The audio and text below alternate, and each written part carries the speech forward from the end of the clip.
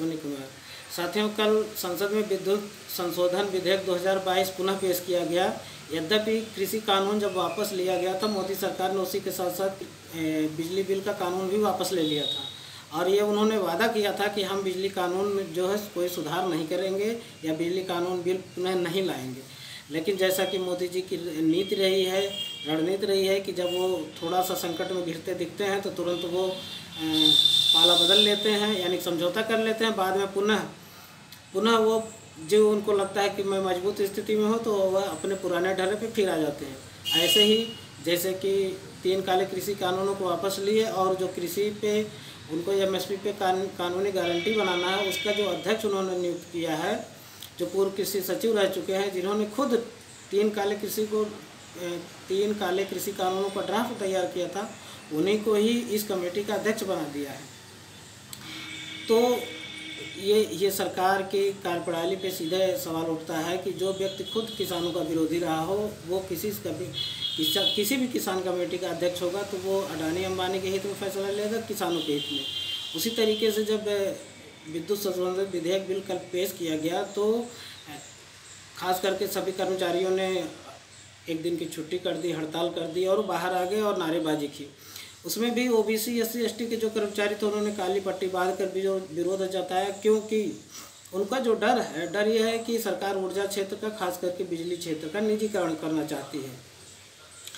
सरकार अगर बिजली का निजीकरण करेगी तो उसका समाज पर और खास करके किसानों पर क्या दुष्प्रभाव पड़ेगा, उसका आकलन आप समझिए। कि पहली चीज़ तो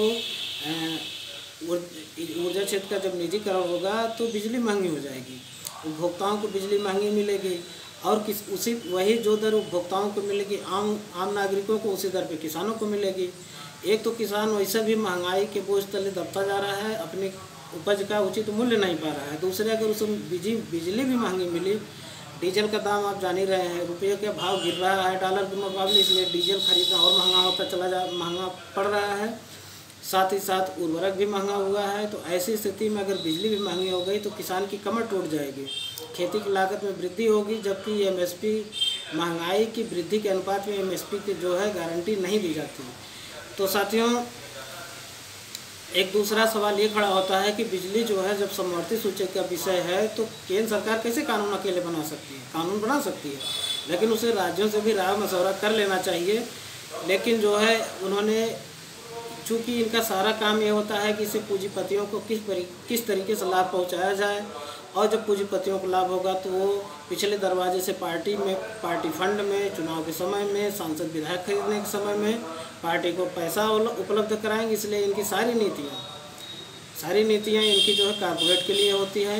एक और आशंका जो OBC SC ST कर्मचारी जो है इस बिल का विरोध कर रहे हैं, उनका ये सीधे कहना था कि जब ये कानून पास हो जाएगा तो बिजली भी निजीकरण क्षेत्र में चली जाएगी। निजीकरण क्षेत्र में जब जाएगी तो बिजली क्षेत्र में जो नौकरियां मिलती हैं, खास करके OBC SC ST को, उस अनुपात में नहीं मिलेगी।